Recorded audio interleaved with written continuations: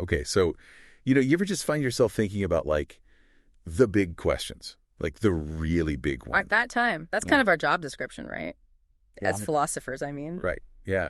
But I mean, like, even the things we take for granted, like our feelings or emotions, Hmm. ever wonder if, like, different traditions, different cultures see those things totally differently? Oh, for sure. There's a whole world of different philosophical frameworks out there. Yeah. And today, we're going deep into one that I find particularly fascinating: classical Indian philosophy. Nice. And our guide for this deep dive is the Stanford Encyclopedia of Philosophy. Entry on, get ready for it, the concept of emotion in classical Indian philosophy. That's a mouthful. It is, but it's packed with insights. And I think it might surprise some people, especially those who come from a more Western philosophical background. Yeah, Western thought definitely has its own particular way of looking at these things. Yeah. So, to kick things off, let's just acknowledge the elephant in the room, the word emotion itself. Yeah. It doesn't have a neat one-to-one translation in Sanskrit, the classical language of Indian philosophy. Right. Right from the start, we're bumping up against this fundamental difference in how they're carving up the world of experience. Yeah, and entry points out all these different terms they use that kind of dance around the concept. We have Vedana, which is like feeling in a general sense, Mhm. and Bhava, which is also kind of translated as feeling, but maybe with a slightly different shade of meaning. Like maybe a more intentional or directed kind of feeling. Right, yeah, Yeah. something like that. And then you get into specific emotions. So raga is love or attraction, dvi is hate or aversion. And you've got Harta for joy, Baya for fear, Shoka for sorrow. It's a whole lexicon. Exactly. So it's not that they weren't thinking about these things, but their categories, their frameworks were different, Different assumptions, different starting points. which makes it even more intriguing to see how they connected these ideas to knowledge, to reason, to the whole pursuit of truth. Especially when you consider how Western philosophy has often, struggled with the whole reason versus emotion thing. Oh, yeah. Think Plato, Aristotle, the Stoics, this idea that emotions can be like unruly, that they can cloud our judgment, lead us astray. There's definitely this tendency in Western thought to view emotions as potential disruptions to clear rational thinking. Yeah, almost like these unwelcome guests at the table of reason. Right. Whereas cognitive processes, that they're linked to the external world, to facts, to propositions, those are often seen as the gold standard for knowledge. The royal road to truth. Exactly. And feelings, often being non-representational, can be seen as more subjective, more prone to bias, to distortion. Which brings us to this popular but kind of oversimplified notion that Indian philosophy, with its emphasis on liberation, is all about eliminating emotions. Like achieving some kind of emotionless state of pure bliss. Right. But the Stanford entry makes it clear that this is a massive caricature. The reality is far more nuanced. And that's what makes it so interesting to explore. These traditions had incredibly sophisticated ways of thinking about these experiences. Exactly. So our mission, if you choose to accept it, is to delve into the specifics of how different schools of classical Indian philosophy, specifically Nyaya Vaisheshika, Vedanta, Sakya Yoga, and Buddhist thought, approach these emotions and their relationship to cognition. Not just whether they wanted to get rid of them, but like you said, the why, the reasoning behind their frameworks. All right, let's start with Nyaya Vaisheshika. They seem to draw some pretty clear lines in the sand right from the get-go. Yeah, they're all about categories and distinctions. So they separate cognition, jhana, from mental phenomena that involve feelings like, say, raga and ve. Okay, so love and hate are already in a different box than just plain thinking. Right. And this is all tied to their big idea of the Atman, the permanent immaterial self. So like their version of a soul? Yeah, kind of, but think of it more as a substance that possesses various qualities. Qualities like cognition, desire, aversion, pleasure, pain. But no single term for emotion as a category, huh? Nope. They do use savedana as a general term for feeling, though. Like, you could have sukha savedana, the feeling of pleasure. Okay, interesting. So we're already seeing a different way of mapping out mental experience. And speaking of pleasure and pain, the entry mentions that for Nyaya Vaisheshika, emotions are actually considered defects. Yeah, dons, defects, or upatha, impurities. Things that arise from ignorance, mithinana. That seems kind of harsh, doesn't it? Labeling a whole swath of human experience as defects. Well, their logic is this. These defects, these emotional attachments, they lead us to actions, right? And those actions bring about experiences of pleasure or pain. Hmm. And those feelings, in turn, just strengthen our attachment to the world and to this idea of a separate self, which for them is the ultimate obstacle to liberation. Okay, I see. So it's not that they're saying emotions are like inherently evil or anything. It's more that they see them as binding us to this cycle of craving and suffering. Exactly. They create and reinforce a false sense of self that keeps us trapped in this cycle. Which makes that exception they make all the more interesting, right? The desire for liberation itself. Yeah, the desire for eternal pleasure, the absence of pain, that's their conception of final liberation. And that's not a defect. Well, it's still classified as a desire, not strictly an emotion in their system, but it functions similarly, in that it creates attachment. So how does that work? Like, how can you use desire as a tool to transcend desire? It's kind of a paradox, right? But they argue that it's a necessary precondition. Like you need that initial yearning for something higher to even start on the path. Okay, so it's like a stepping stone, but one you eventually need to leave behind. Exactly. And they also make this interesting distinction between like the actual feelings of pleasure and pain themselves and the cognition of those feelings. Okay, so experiencing something as pleasurable is different from just like the raw sensation of pleasure. Right. They separate the quality of the experience from the act of being aware of that quality. And this is where their emphasis on cognition really comes into play, right? Totally. Because for them, cognition is what makes all the other qualities of the soul accessible to experience. Like you can't feel pleasure without being aware of it, without cognizing it. So it's like this fundamental capacity that underlies all our other mental states. Yeah. And it's this focus on cognition, on right knowledge, that forms the basis of their path to liberation. Because it's not inherently a defect, like the emotions are. Right. The defects, remember, they fall into those three categories. Mm-hmm. Attraction, aversion, and illusion. Raga, dve, and moha. Exactly. And it's fascinating to see how they categorize specific emotions under these headings, like love and greed both go under attraction. So even love, something we generally see as positive, is considered a defect here. Yeah, because it ultimately leads to attachment, to clinging. And clinging, they argue, is rooted in a misunderstanding of the true nature of reality. Which brings us to illusion, the root of all evil, so to speak. Well, the root of all defects, at least. They see illusion as the underlying cause of that mistaken belief that objects can bring us lasting happiness or cause us lasting pain. Which leads to their kind of controversial argument that even pleasure should be seen as a form of pain. Yeah, they've got that famous quote in the Nyaya about how seeking pleasure just leads to more striving, more desire, and ultimately more suffering. It's a tough one to swallow, isn't it? But their point is that both pleasure and pain just perpetuate this false sense of self, this me, that's separate from everything else. Right, and that separation is ultimately what keeps us bound to the cycle of rebirth. So to sum up Nyaya Vaishika's view, feelings are not a type of cognition. They have distinct causes, they're experienced differently, and they're seen as obstacles to liberation. Yeah, there's a lot there that might resonate with certain Western philosophical ideas, especially those that emphasize the supremacy of reason.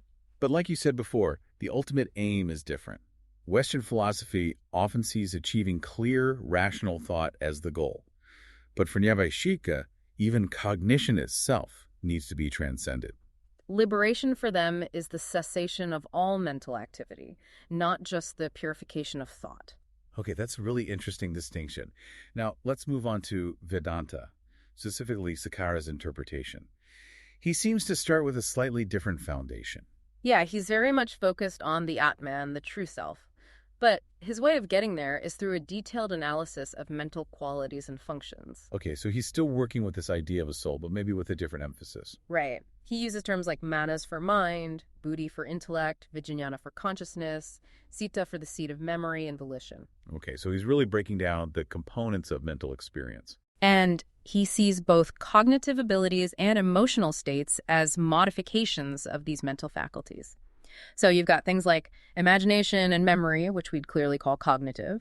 But then you also have desire, faith, shame, fear, love, aversion, all these emotional states. All part of the same basic mental furniture. Exactly. And crucially, they're all distinct from the true Atman. So, like in Nyaya Vaishika, true knowledge of the self requires transcending both cognitive and emotional states. Precisely. They both arise from a fundamental ignorance about our true nature. And it's the removal of this ignorance that leads to liberation. But the entry suggests that Shakara puts a particular emphasis on emotions as obstacles. Why is that? Because they're particularly good at creating attachment, clinging to the impermanent world. So they're like super glue for our ignorance, so to speak. In a way, yeah. They bind us to the cycle of birth and death, distracting us from the pursuit of liberation. Okay, and this is where we see that while Sakana does make a distinction between cognitions and emotions, he doesn't necessarily see a purely cognitive state as an ideal intermediate stage on the path. Right, because for him, as long as there's a functioning mind, it will have what we call emotive qualities. So you can't really have thought without some kind of feeling tone. Exactly. They're intertwined. Which is why, for Sakkara, both cognitions and emotions need to be ultimately eliminated for the Atman to achieve its full liberation. Okay, so different flavor of analysis, but still with this theme of needing to move beyond our usual mental categories. Now let's shift gears to Sikya Yoga. This one sounds like it's coming from a totally different angle. Totally. They have this foundational dualism of Purua and Prati. Puru is pure consciousness, inactive, just pure awareness. Krusty is like the material world. Yeah, the primordial, undifferentiated matter. And here's the key difference from the previous schools. Puru has no cognitions, no feelings, nothing. It's completely still. So where do thoughts and emotions come in? They're all part of Prati. Prati has these three gusa, sattva, rajas, and tamas, and those are what give rise to our subjective experiences. Okay, and these gujas are notoriously hard to translate. Right, yeah. People try, reflection, activity, inertia, but none of them quite capture it. But the important thing is, they're all aspects of Prati, of matter. So both cognition and feeling are material for Sakya. Exactly. Which is a pretty big departure from a lot of Western thought, especially like Descartes, where thoughts are immaterial and emotions are tied to the body. Right. It's like they flipped the script. In a way, yeah. And the entry even compares Sakya to modern materialism, the idea that all mental states are ultimately reducible to physical processes. That's a pretty radical way of thinking about our inner lives. Yeah. So how does Puru, this pure consciousness, fit into all of this? That's where the relationship between Puru and Prati gets interesting. Puru is completely passive, but it provides a kind of meaning for Prati. Prati exists for the sake of Puru realizing its own true nature. So like Puru is the audience for the drama of Prakriti. In a way, yeah. And the intellect, which is part of Prakriti, is supposed to eventually realize that it's not consciousness itself, but just a reflection of Puru. Okay, so that's the path to liberation in Sakya, recognizing the distinction between Puru and Prakriti. Exactly. And this is where things get tricky because it's not a purely cognitive process. You can't just think your way to liberation. So how do you do it? Through meditative practices, through yoga, the goal is to still the fluctuations of Prakriti so that the light of Pua can shine through. Okay, that makes sense. Now, even though both cognition and emotion are part of Taki, do emotions still have a negative connotation in Sakya, like they do in some Western views? Yeah, in the sense that they contribute to this entanglement, this misidentification of ourselves with Prakriti. They reinforce the illusion of a separate self. So it's not that they're inherently bad. It's more that they're part of the problem that needs to be overcome. Exactly.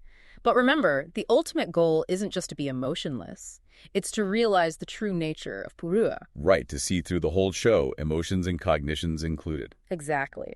And this leads us nicely to yoga, which provides the practical methods for achieving this. And those methods involve getting rid of the kleshas, the afflictions, right? Yep. Patanjali lists 5 main ones: ignorance, egoism, attachment, aversion, and clinging to existence. Avidya, asmita, raga, de, avinavesh. Exactly. And the practices of yoga are designed to systematically eliminate these kleshas, leading to liberation. And attachment and aversion are kleshas, because they fuel that desire to cling to things or push them away, which keeps us bound to the world. Right. They create this constant cycle of wanting and not wanting, which keeps the wheel of suffering turning. And the entry talks about this interesting metaphor of coloring the mind. Like the mind gets colored by all the objects it encounters, both cognitions and emotions. Yeah, that's from Yoga Sutra 4.23.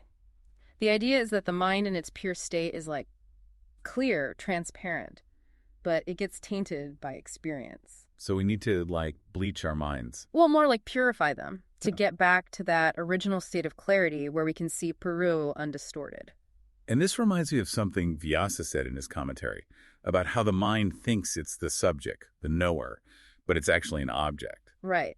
And once the mind is emptied, then the true nature of Peru can be revealed. Okay, so Sakya Yoga, like Nyavaishika, sees emotions as a primary obstacle.